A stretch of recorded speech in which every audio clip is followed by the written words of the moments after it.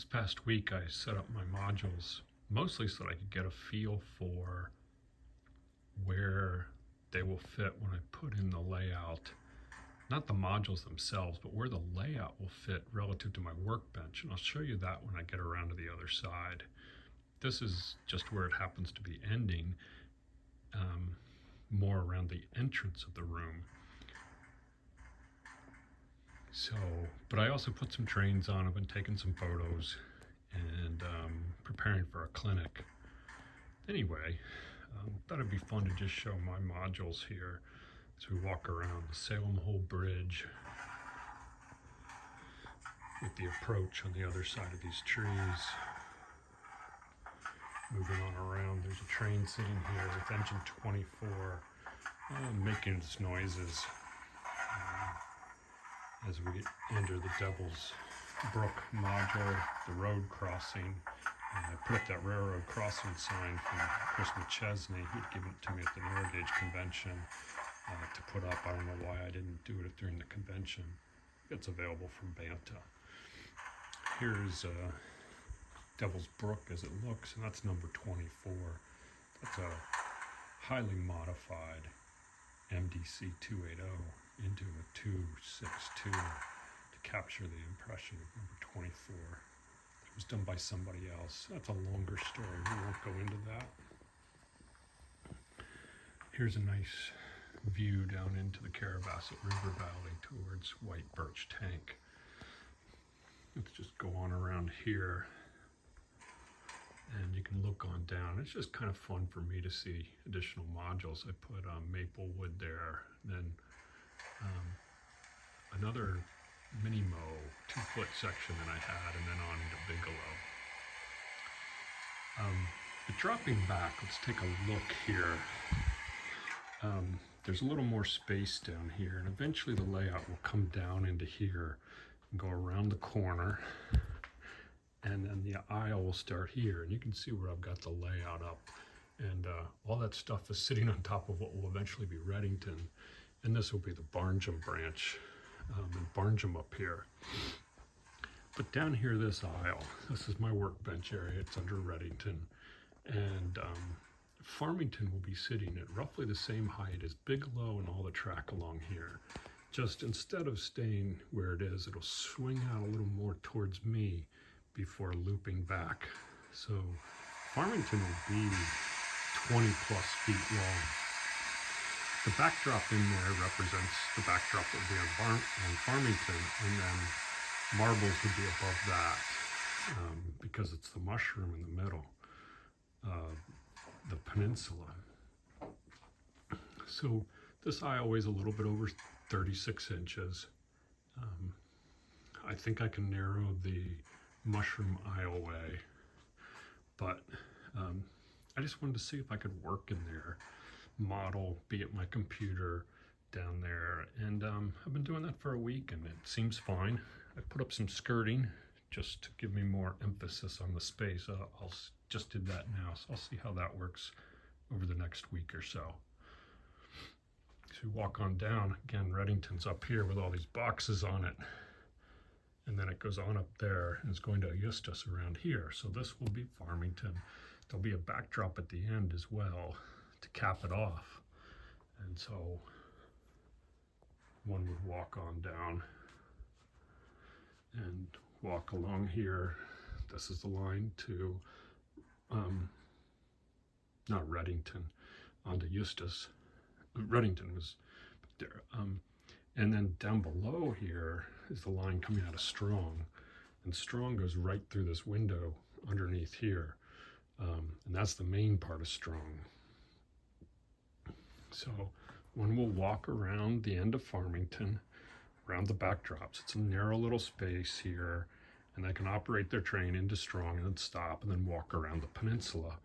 Or maybe someone else will help them switch and they can just look through the window while trains at Eustis are up above. And you can see where the backdrop will be on the front of that hood. So now I want to get a feel of this space. And this to me is quite wide. It's 36 inches as I've got it set up now. And I think I can narrow that to 33, maybe even 32, because very few people will be in this aisle. It'll all be backdrop, and up here will be marbles, which is just a single spur, and Rangeley down there. And from Eustis down to Rangeley, there's just not much traffic and not much reason for people to be in this aisle. So people won't come past. So I expect it to go up. And you see I put in 2 steps here. So if you look at here, my eye level was about right here, which is perfect for me for viewing, but I'm 6'4". But for operating, I want to be up higher.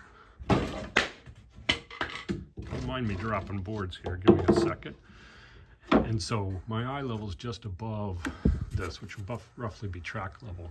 Now when I step up, my head's just below the ceiling, and I'm now up here, and it's hitting me at my chest, so it's probably, you know, in the 55-inch range.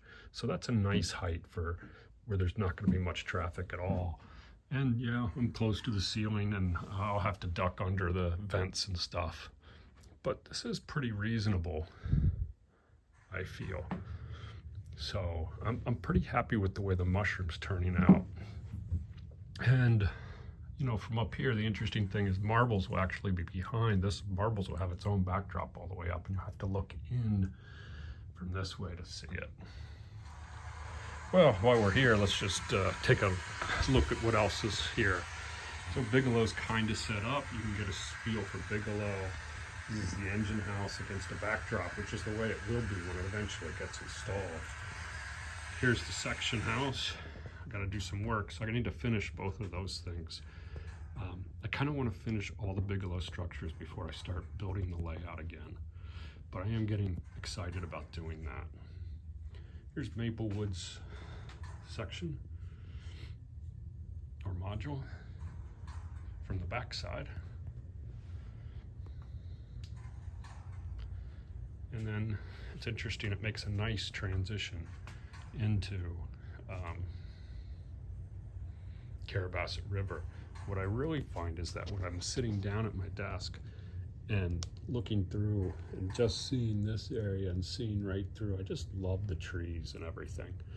And that's actually, seeing this up and in position makes me excited to build the layout, because that'll all be Farmington, but I'll be able to see trains sitting there in the scene and trees. I can imagine that'll be one of the first scenes I really try to build, partly because I love Farmington and I think it's interesting, but also it'll be right there with me at the backdrop. I'll probably also want to build Reddington, which is up above it.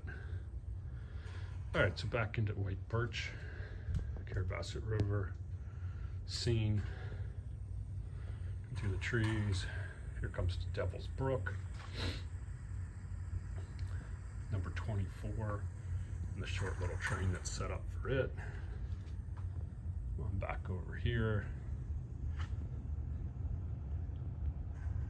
and the bridge. Now, we just walked out of the mushroom. So this is where the mushroom, and you'll be standing up high, and you'll have track work up over here, and Eustis will be down there, and Rangeley will be up in here above Farmington. But if you step right through here, you can see this is where Strong will be, where that HO module will be, and down here is where Bigelow will be. So it's double deck on this side. And if we walk on down and we keep this at Strong's level, come down here, I have a little old section sitting here, and then you can see back through the window, the Strong window, so it can be seen from both sides, but Strong will come right across in here.